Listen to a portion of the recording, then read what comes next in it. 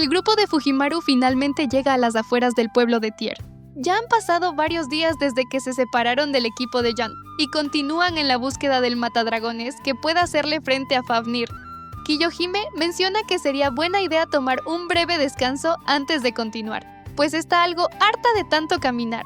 Amadeus coincide, ya que también es buen momento para ponerse en contacto con Marie y las demás. Fujimaru aprovecha que el músico mencionó a la reina para retomar el tema que éste le había comentado antes, es decir, el tipo de persona que Ryder fue en vida. Caster lo mira con cierta sorpresa y comienza su relato, aclarando que lo que contará no es una historia acerca de él y ella, sino simple historia.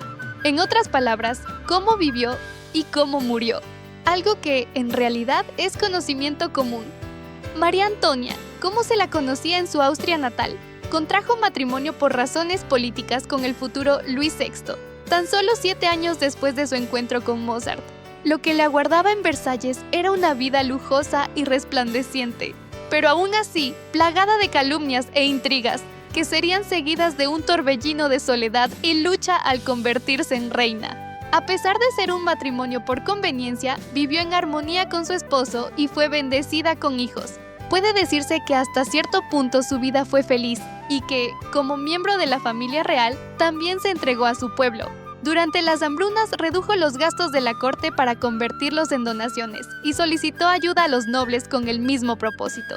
Pero incluso eso, en medio del fervor revolucionario, jamás llegó a conectar con las masas.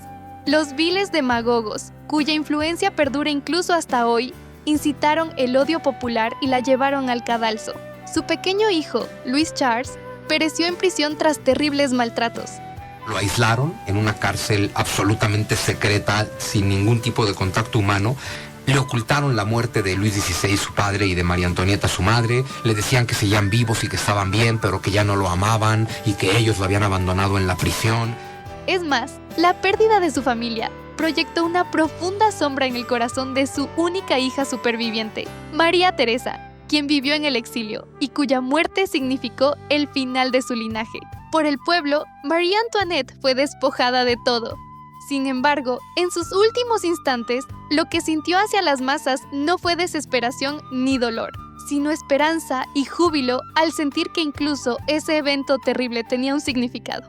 Kiyohime interviene diciendo que le parece una historia sumamente trágica y que, si ella hubiera estado allí, habría reducido a la multitud a cenizas.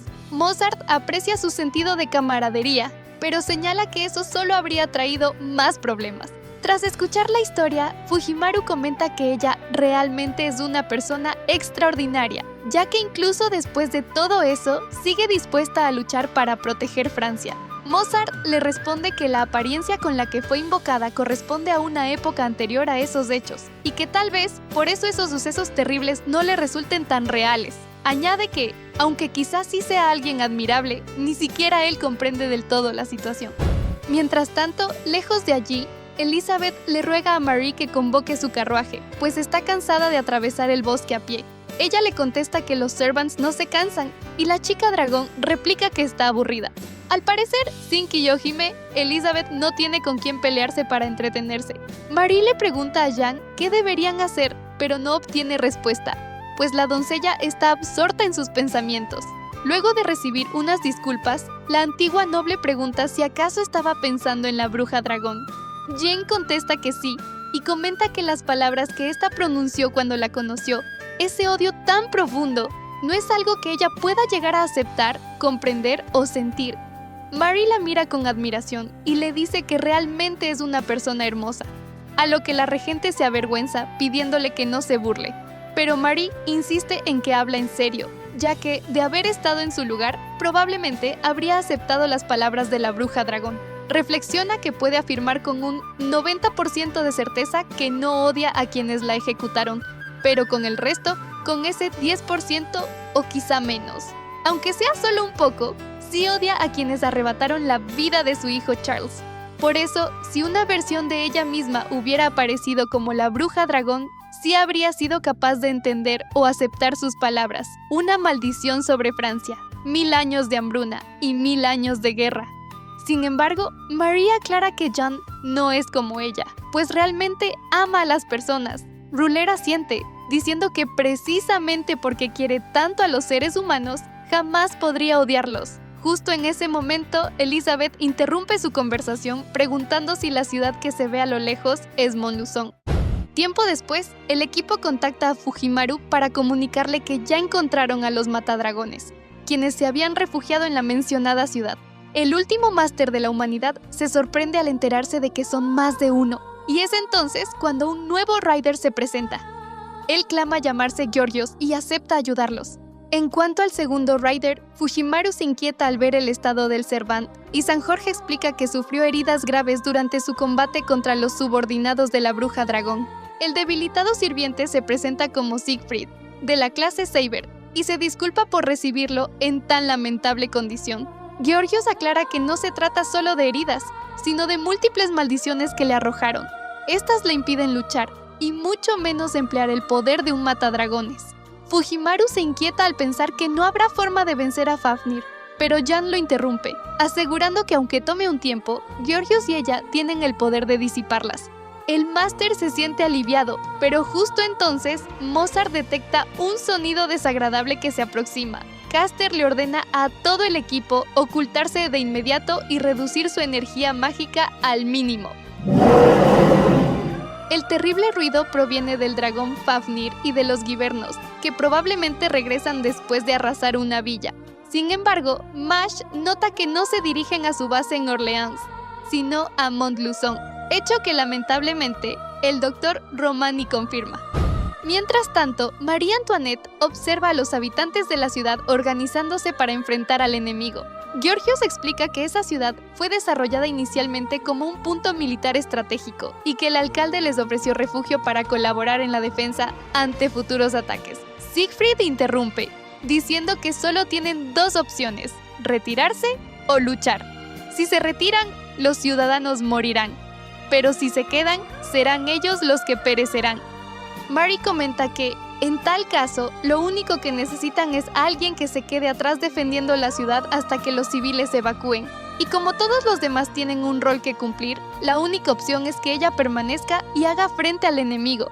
Jean le dice que entonces deberían luchar juntas, pero Mary responde que no puede permitirlo, pues la doncella de Orleans tiene un deber que solo ella puede cumplir.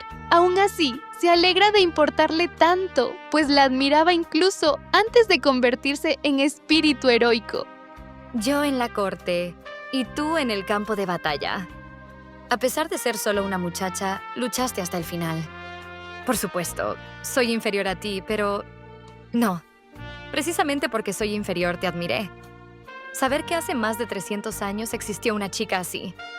Poder hacerme tu amiga fue de verdad algo que me hizo feliz. Por eso, ¿sabes?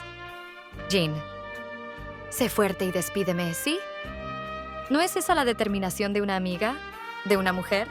Jean contiene las lágrimas al afirmar que la estará esperando. Marie asegura que no tardará, y Elizabeth interviene diciendo que ella también la esperará.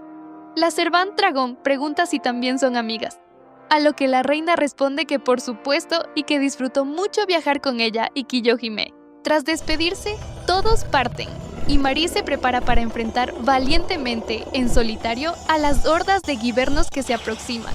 No obstante, se sorprende al percatarse de la presencia de un Servant que se acerca hacia ella cubierto de sangre. Se trata de un viejo conocido, Charles-Henri Sanson. Ryder señala que es curioso que también haya sido convocado, y que su aspecto refleja haber arrebatado incontables vidas. El verdugo responde que todo es debido a ella, para poder tomar su cabeza una vez más, al mismo tiempo que la ataca con su guillotina en forma de alabarda. Afortunadamente, Marie logra esquivar por poco el golpe mortal y contraatacar empleando su voz. A pesar de eso, la mencionada habilidad no puede defenderla de un segundo ataque, que la alcanza provocándole un dolor atroz.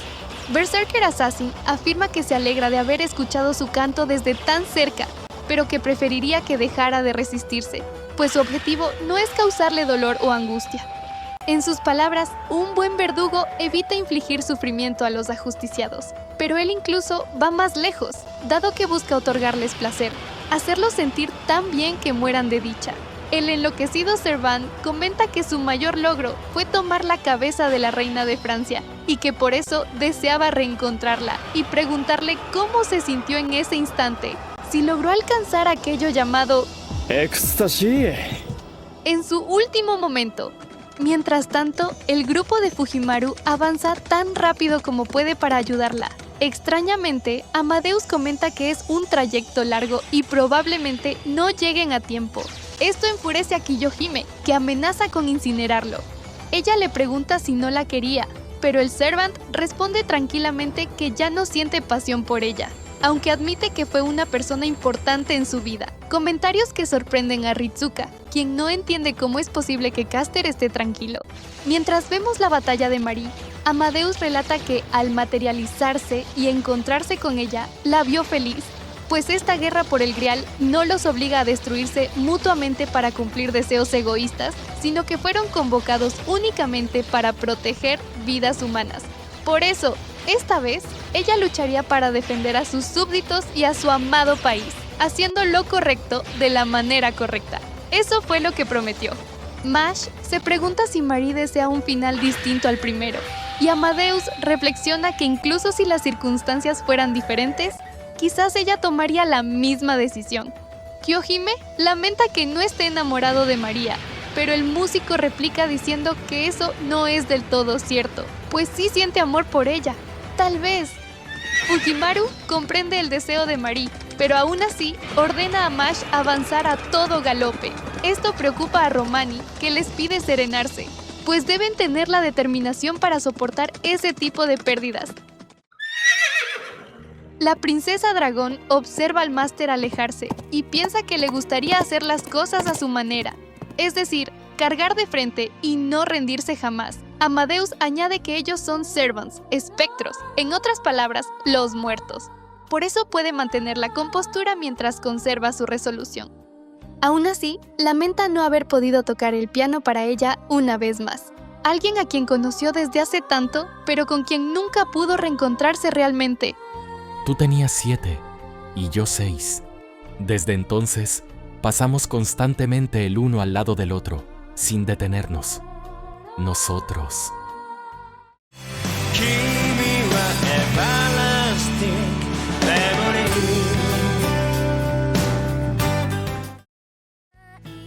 Den like, compartan, suscríbanse y especialmente comenten para seguir teniendo más videos como el que acaban de ver. Por cierto, las membresías del canal ya están activas, así que si quieren participar en encuestas para elegir los temas de los vídeos más largos o disfrutar de cortos exclusivos, únanse ahora mismo. 1, 2, ¡no vayas a demandar! ¡Ay!